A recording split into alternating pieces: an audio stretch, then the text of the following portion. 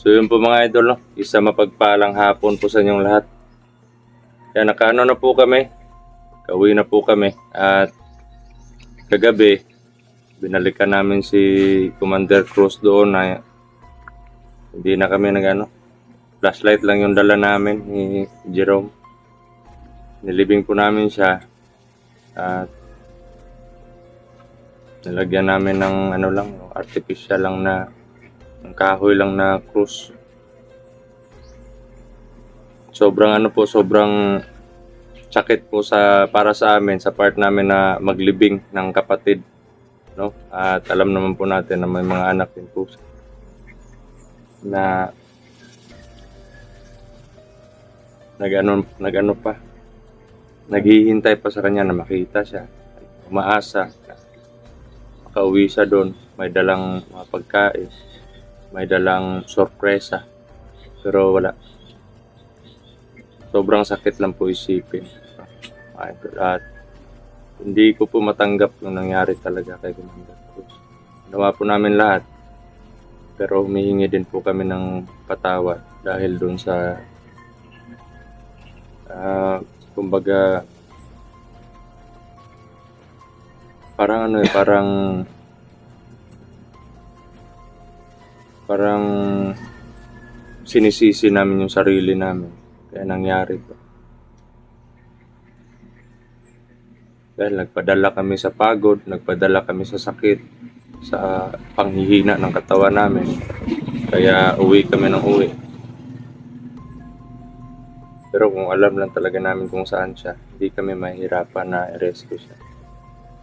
At may nangyari din sa yun nga, hindi ko pa alam kung ano nangyari doon talaga sa informer namin. Pero Hindi na talaga siya napunta siguro. hindi po na makontrol yung number. Pero ito po yung mga idol, no? Gagawin po namin lahat, mabigyan lang po ng hustisya na nangyari kay Brother Cruz. At kay Dudoy naman, actually pumunta kami doon kanina sa bahay nila or doon sa tinitira ng papa niya. Hindi lang kami kumbaga lang po yun, yung pagpunta namin doon hindi na po namin binidyo para nang sa ganon safety po yung papa ni Dudoy. Kasi medyo yung sitwasyon ng papa ni Dudoy medyo masakit din makita dahil parang tulala siya dahil dun sa nangyari sa anak niya. Hindi man lang daw niya nagawang tulungan.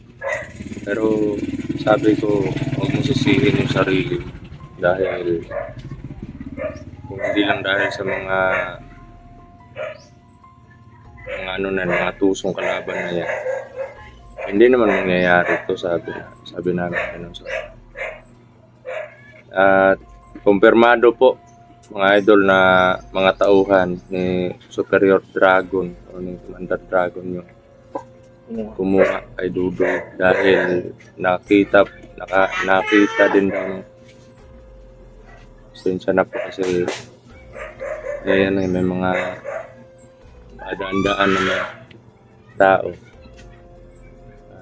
May ingay po talaga. Daanan kasi yung likod ng camera parang kalsada. So nakita din daw ng si Phantom siguro yun kasi nakapula daw tapos may kawit na dala. Siya, si Phantom siguro. Yun yung nakita. Tapos may nakaitim din na may kapa. Duda ko si Superior yun, Kapitang Superior at may mga din. Wala namang ibang wala namang ibang mga tao na kagad ng mga sultan isip.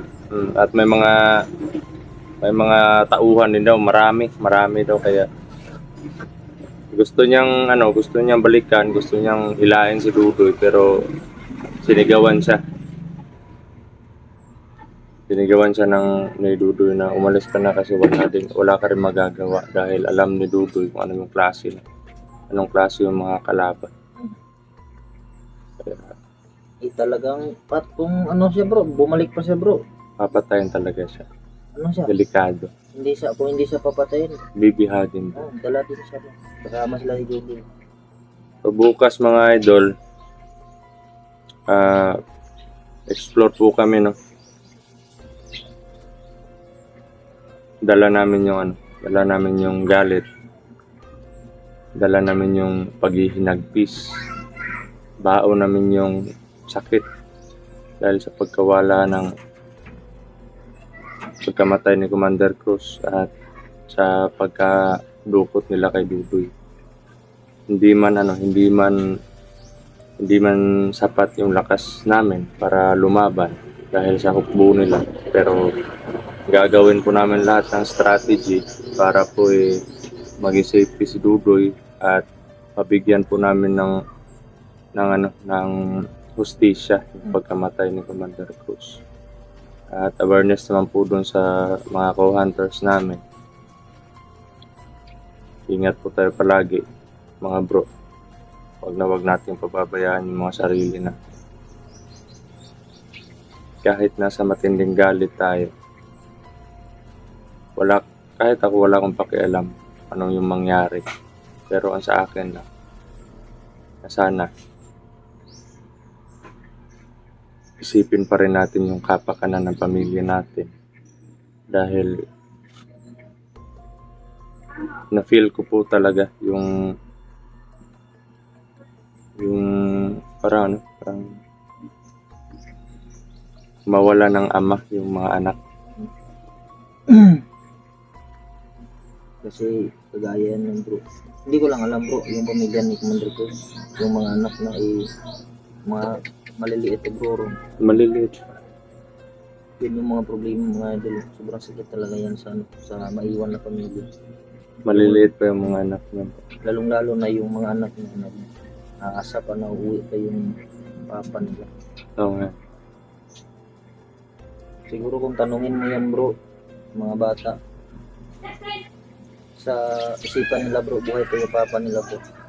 Oo, kung hindi sila nakatingin sa mga video natin, Kasi hindi nila alam malamang ngayon iniisip pa rin nila na yung papa nila buhay pa. uuwi. Hinihintay pa nila. Sobrang po talaga, sobrang sakit. Para yung parang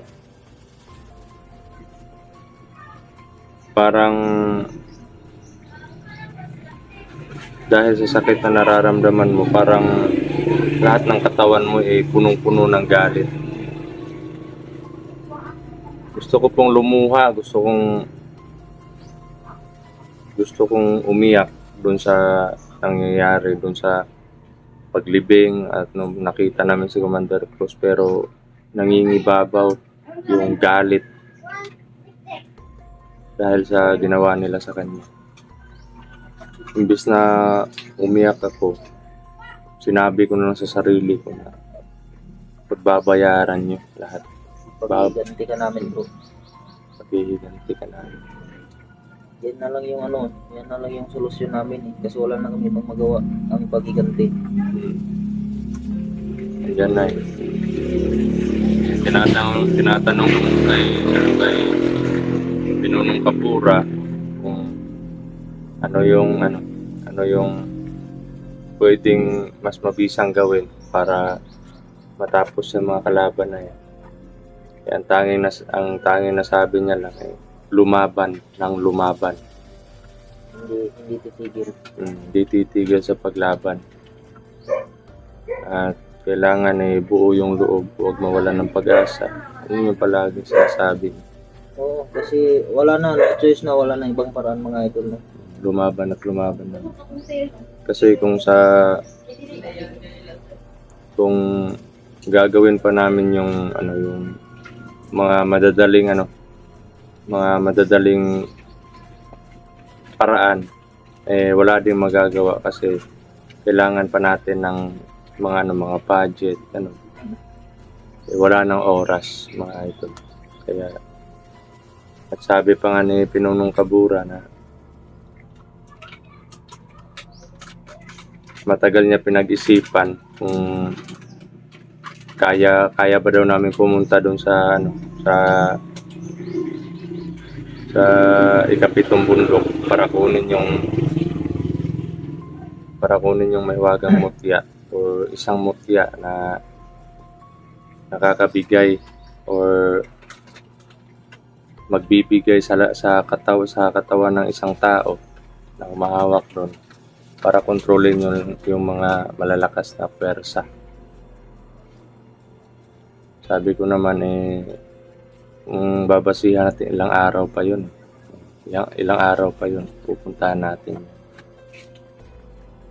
Kaya pinagdesisyonan ko si Brother Jerome. Nag-uusap kaming dalawa. Mas mabuti na yung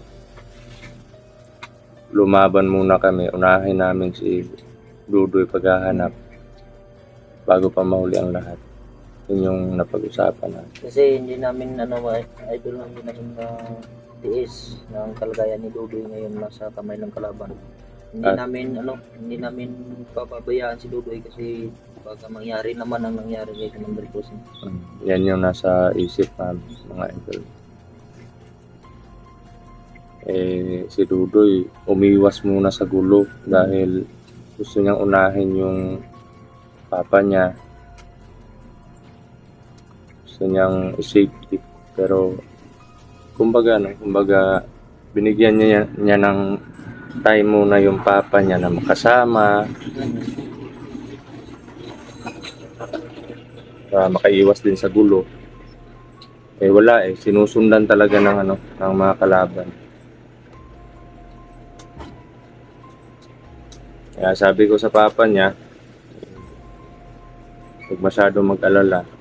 So gagawin namin lahat makakaya namin para mailigtas si Dudoy.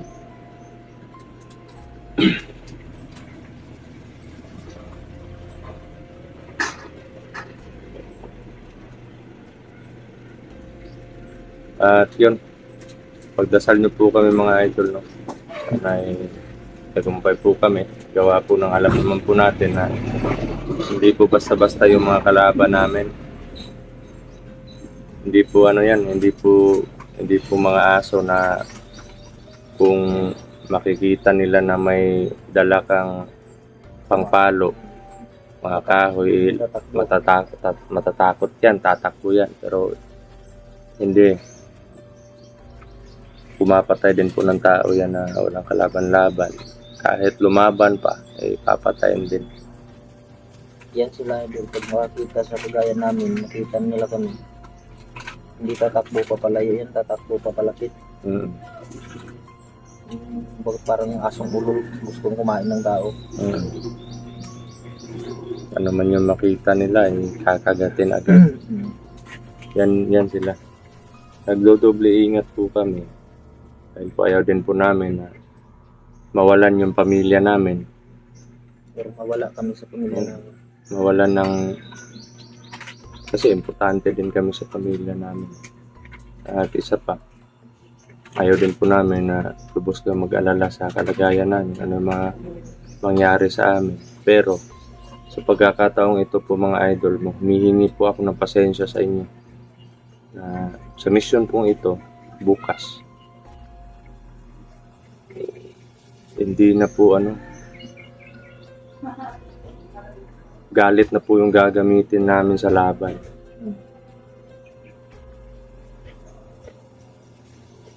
Gusto ko po sa harapan ng kalaban talaga matikman nila yung galit. Kasi ayaw ko, hindi ko ugali yung yung galit. Sobrang galit mo. Pero pag nagsasalita ka, pagalit din. Ayaw ko ng ganun. Gusto ko kung sana ko galit sa mga kalaban, doon lang ako.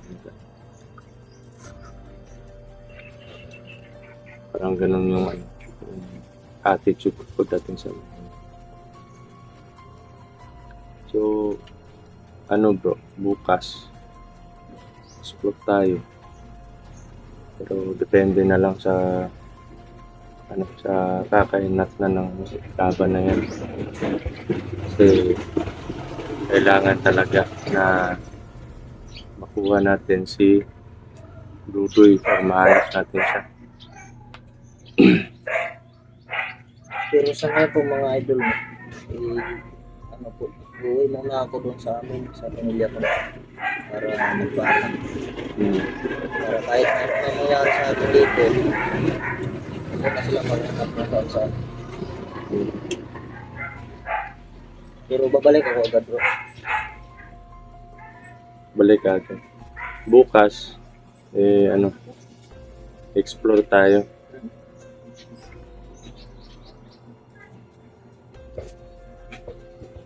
Gusto ko na. Gusto ko na palabas yung galit. Sakit dun sa mga ginagawa nila.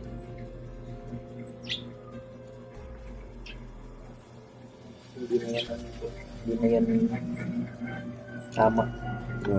May mga ano pa rin. May mga sumpa pa rin sa katawan namin, pero hindi na namin iniisip yung mga ito. Basta't kaya. Wala nang sumpa-sumpa. Pero minsan, hindi na ano. So, bigla na lang kami nanghihina. Sa katunayan, wala sa kondisyon yung katawan namin para lumaban, pero nananaig yung kagustuhan namin na lumaban. Kaya nagkakaroon kami ng lakas. Tayo po ng lakas kunti. Pero hindi naman masyado, ano? Hindi naman masyado yung tawag mo. Hindi naman masyado nakaka-apekto sa atin. Pero kahit minsan bro, kahit nasa ano lang, nakaupo lang tayo, pakiramdam ko parang parang mahilo ako, matutumba ganun. Ganyan yung epekto talaga no. Minsan nga ako para akong mababaliw, parang may ibang pumapasok sa isip ko na ganito yung gawin mo, ganito ganyan. Parang may nagko-control kasi kumalat na yung ano. Hindi siya madaling kumalat kasi naanuhan namin sa orasyon namin, yun. Pinipigilan namin sa orasyon namin. Pero hindi po magtatagal, talagang masasakop na po talaga yung utak namin sa sumpa na to. Pero ganun pa man, pagdasal niyo po kami mga idol na sana magtagumpay kami sa mission, kamit natin yung hustisya para sa pagkamatay ni Commander Cruz. Magtagumpay tayo na makuha si Dudoy at makamit din natin yung hustisya para sa mga taong biktima or sa mga inosenteng biniktima ng mga tao na yun. So, hanggang dito lang po muna. Maraming salamat sa walang sawa na suporta ninyo mga idol. Pagmamahal, pagdarasal, especially sa Panginoon. Maraming salamat sa inyo. At nag-grab shoutout po sa inyong lahat mga idol. Ito po si Brad Dudong Adventure. Adventure 23 po. Nagsasabing mahal na mahal po namin kayo lahat mga idol.